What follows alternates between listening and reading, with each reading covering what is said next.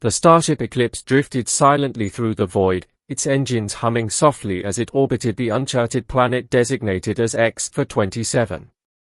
Captain Elias Carter stood on the observation deck, staring at the swirling greens and blues of the world below. It was a beautiful planet, teeming with life, but it was also dangerous. The crew had been warned, this was a Class 3 exploration mission. No contact with indigenous species unless absolutely necessary.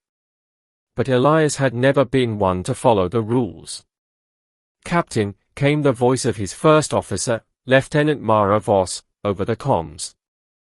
"We're picking up a distress signal from the surface. It's faint, but it's definitely artificial." Elias frowned. "Artificial? Are we talking about another ship?" "Negative," Mara replied. "The signal's origin is organic. It's coming from a life form." Elias's heart raced. "A sentient being? On this planet? Prepare a shuttle. I'm going down." "Sir, protocol dictates." "Protocol can wait," Elias interrupted. "If there's someone down there who needs help, we're not leaving them behind." The shuttle touched down in a dense jungle, the air thick with humidity and the scent of alien flora. Elias stepped out, his environmental suit protecting him from potential toxins. The distress signal led him to a clearing, where he found her. She was unlike anything he had ever seen. Tall and slender, her skin shimmered with an iridescent hue, shifting between shades of blue and purple. Her hair, long and silvery, seemed to glow faintly in the dim light. She was injured, her leg trapped beneath a fallen tree, and her eyes, large, luminous, and filled with pain, locked onto his.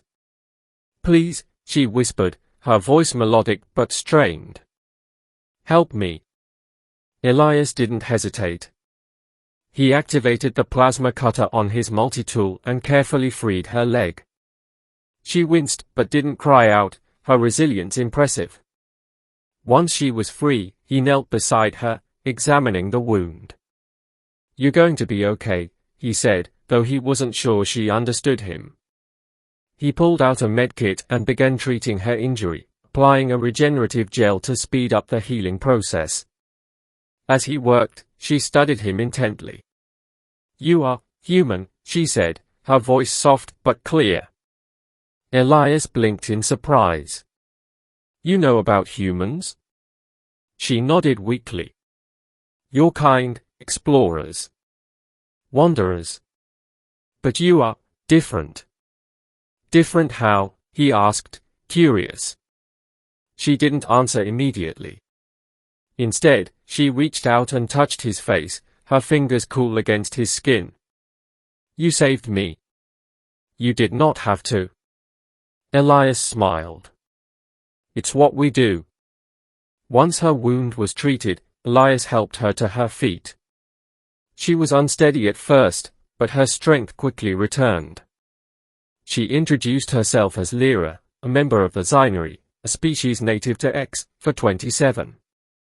She explained that she had been separated from her tribe during a storm and had been wandering the jungle for days. "I must return to my people," she said, her voice tinged with urgency. "But the way is dangerous. The predators here are relentless."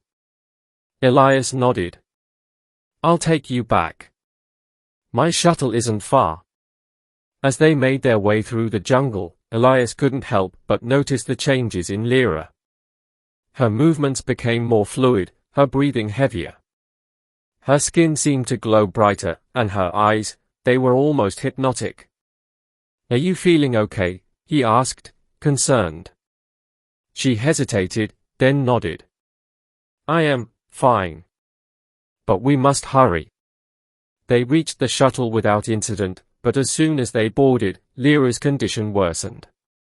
She collapsed onto the floor, her body trembling.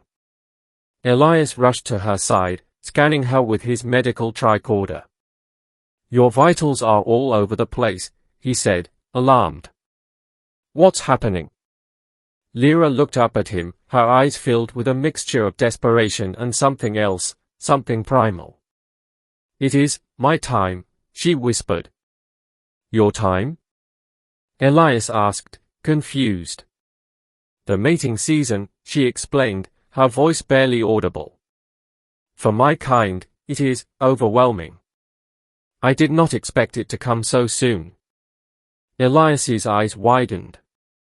"Wait, you're saying you're in heat?" Lira nodded, her breath coming in short gasps.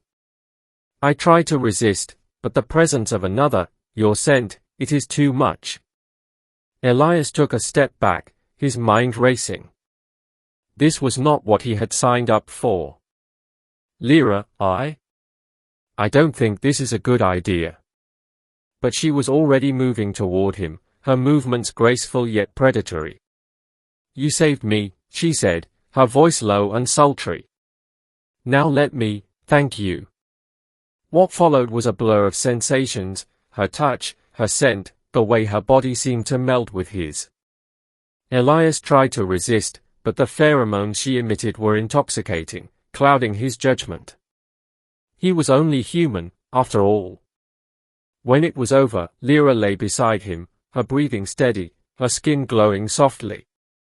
Elias felt a mix of emotions, guilt, confusion, but also a strange sense of connection. "I am sorry," she said softly. "I did not mean to impose." Elias shook his head. "It's not your fault. I should have been more careful." She smiled, a gentle, almost sad smile. "You are kind, Elias Carter. My people will honor you for what you have done." The next morning, Elias returned Lira to her tribe. The Zynari were grateful, their leader offering gifts of rare crystals and medicinal herbs. But as Elias prepared to leave, Lira pulled him aside. "You are welcome here," she said, her eyes filled with warmth. "Always." Elias nodded, though he knew he would likely never return. As he boarded his shuttle and ascended into the sky, he couldn't help but feel a pang of longing. Back on the Eclipse, Mara raised an eyebrow as he entered the bridge. "You look different," she said, smirking. Elias sighed.